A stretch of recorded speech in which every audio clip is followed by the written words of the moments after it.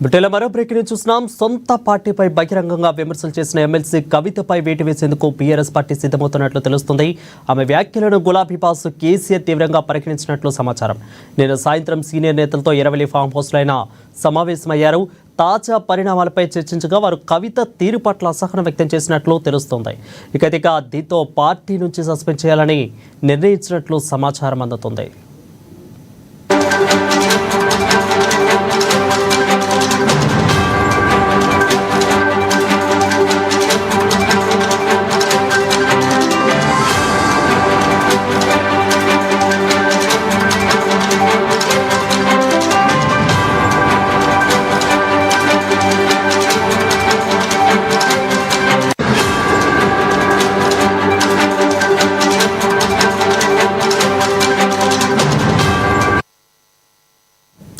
ఇక సొంత పార్టీపై బహిరంగ విమర్శలు చేసిన ఎమ్మెల్సీ కవితపై వేటు వేసేందుకు బీఆర్ఎస్ పార్టీ సిద్ధమవుతున్నట్లు తెలుస్తుంది. ఆమె వ్యాఖ్యలను గులాబీ బాస్ కేసీఆర్ తీవ్రంగా పరిగణించినట్లు తెలుస్తుంది.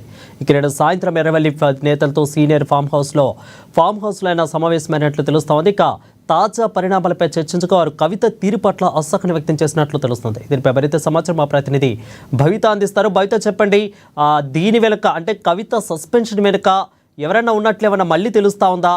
అసలేంటి కథ?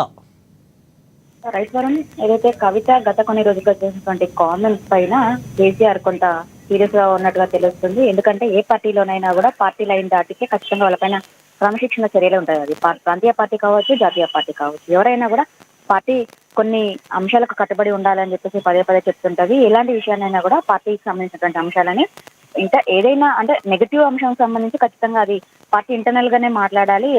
దేన్ని కూడా పార్టీ లైన్ దాటి ఇతరులకు ఛాన్స్ ఇచ్చే విధంగా మాట్లాడకూడదని చెప్పేసి ఏ అధిష్టానమైనా పదే పదే చెప్తూ వస్తూ ఉంటుంటది. కానీ ఈ మధ్య కాలంలో పార్టీలో ఉన్నటువంటి నేతలే పార్టీ లైన్ దాటి పార్టీకి సంబంధించినటువంటి అంశాలను ఇతరులకు అంటే అవకాశం ఇచ్చే విధంగా విమర్శ అస్త్రాలు గుప్పించే విధంగా ఛాన్స్ ఇచ్చే అంశాలను అయితే పదే పదే తెరపైకి చూసిన సందర్భం కనబడుతుంది. గత కొంతకాలంగా మనం చూసినట్లయితే బీజేపీలో రాజాసింగ్ ని మనం చెప్పుకోవచ్చు. అంతేకాకుండా బీఆర్ఎస్ లో ఫైర్ బ్రాండ్ గా చెప్పుకున్నటువంటి కవిత, అది కల్వకుంట్ల కుటుంబం అంటే మాజీ సీఎం కేసీఆర్ కూతురు, ఇలాంటి వ్యాఖ్యలు చేయడంలో పెద్ద దుమారమే లేపుతుందని చెప్పుకోవచ్చు. ఎందుకంటే పార్టీలో బీఆర్ఎస్ పార్టీలో ఉన్నటువంటి నేతలు ఇంకెవరైనా అయితే ఖచ్చితంగా ఇప్పటికే పార్టీలో ఉన్నటువంటి వాళ్ళందరూ కూడా స్పందించే వాళ్ళు ఖచ్చితంగా వాళ్ళపైన ఇప్పటికే యాక్షన్ తీసుకునే ప్లాన్ కూడా ఇప్పటికీ సిద్ధమయ్యే అవకాశం ఉండదు. కానీ ఒకవైపు కూతురు, మరోవైపు పార్టీలో చాలా అంటే కీ రోల్ గా ఉంటుంది, అంటే పార్టీ కోసం ఎలవెలలా శ్రమిస్తూ ఉంటుంది. ఒకవేళ పార్టీ క్యాడర్ లో కేటీఆర్ కంటే కూడా కవితకే కొద్ది మంచి స్థానం ఉన్న అనే అంశాలు మాత్రం పార్టీలో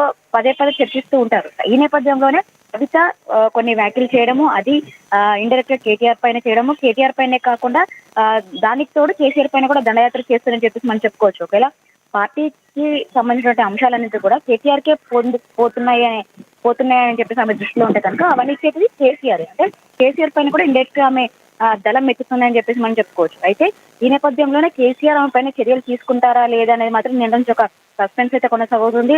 మరికొద్ది సేపట్లో కవితకు షోకాజ్ నోటీసులు అంటే కూడా పూర్తి స్థాయిలో ప్రచారం జరుగుతున్న సందర్భం అయితే కనబడుతుంది. కానీ ఇప్పటి వరకు కూడా అఫీషియల్ గా ఇక్కడ కూడా కవితకు నోటీసులు ఇస్తున్నట్టుగానే ఇస్తారు అనే అంశం అయితే బయటికి రాలేదు. నిన్న ఫామ్ హౌస్ లో కేసీఆర్ కొంతమంది సీనియర్ నాయకులతో కలిసి చర్చించినట్టుగా తెలుస్తుంది. కవిత అంశాన్ని ఎలా సర్దుమణిగేలా చేయాలి, ఎలాంటి యాక్షన్ తీసుకుంటే కవిత ఇష్యూ సాల్వ్ అవుతుంది అనే అంశం పైన కూడా చర్చించినట్టుగా తెలుస్తుంది. కానీ వాళ్ళతో కొంత గులాబీ బాస్ కేసీఆర్ సీరియస్ అయినట్టుగా తెలుస్తుంది. మనం గతంలో చూసుకున్నట్లయితే పార్టీకి సీనియర్ నాయకులు కేసీఆర్ తర్వాత సెకండ్ వ్యక్తి ఎవరైనా ఉన్నారంటే అది ఆళ్ళ నరేంద్ర అని చెప్పేసి చెప్పుకునేవాళ్ళు. అలాంటి వ్యక్తికి ఒక చిన్న అంశానికి సంబంధించి ఎలాంటి వివరణ ఇవ్వకుండా నిర్దాక్షిణ్యంగా పార్టీలో నుంచి సస్పెండ్ చేసిన సందర్భం అయితే ఉంది. దాని తర్వాత కూడా విజయశాంతి తెలంగాణ తల్లి పార్టీ పెట్టింది. తర్వాత తెలంగాణ కోసం కొట్లాడిన నేను ఖచ్చితంగా పార్టీని అంటే ఏదైతే టీఆర్ఎస్ లో విలీనం చేస్తామని చెప్పేసి పార్టీని విలీనం చేసింది. తర్వాత తనకు మంచి పదవులు కూడా వచ్చిన సందర్భం ఉంది.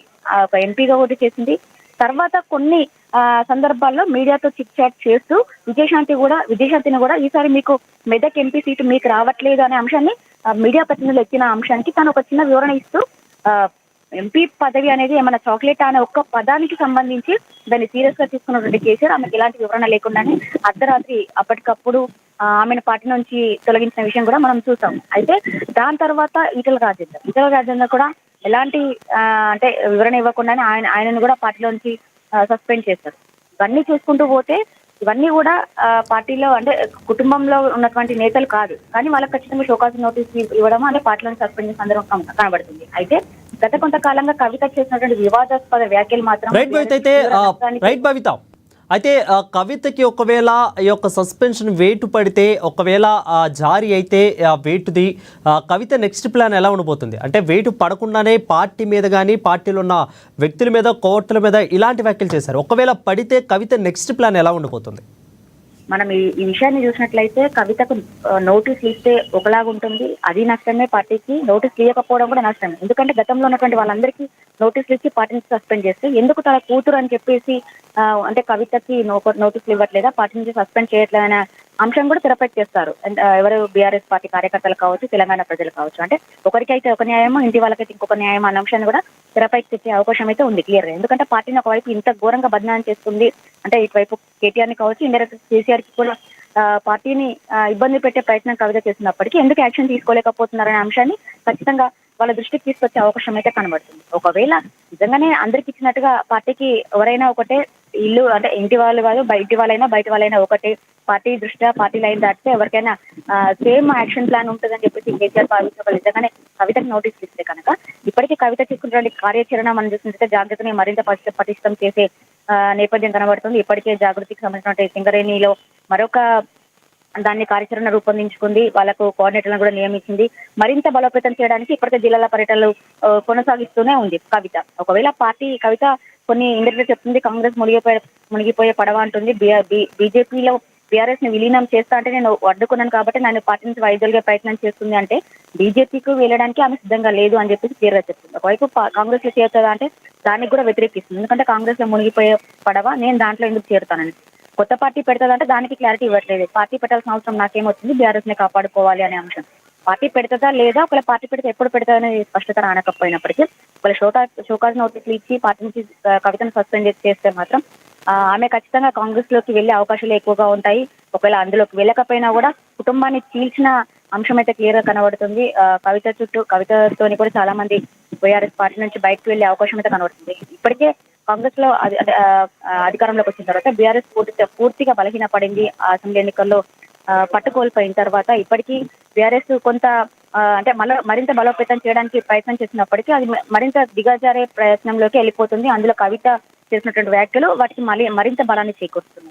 ఒకవేళ పార్టీ నుంచి కవితను వైదొలిగిస్తే కనుక ఇది పార్టీకి మరింత నష్టమని చెప్పుకోవాలి. ఒకవేళ పార్టీ నుంచి బయటకు వస్తే కవిత నిజంగానే పార్టీ పెడతదా, జాగృతిని మరింత బలోపేతం చేసుకుంటూ కొన్ని రోజుల తర్వాత పార్టీ పెడతదా అని మాత్రం ఒక సస్పెన్స్ అయితే కనబడుతుంది. మొత్తానికి కవితకు షోకాజ్ నోటీస్ ఇస్తారా లేదా అనేది సస్పెన్స్ అయితే ఇంకా వీడలేదు.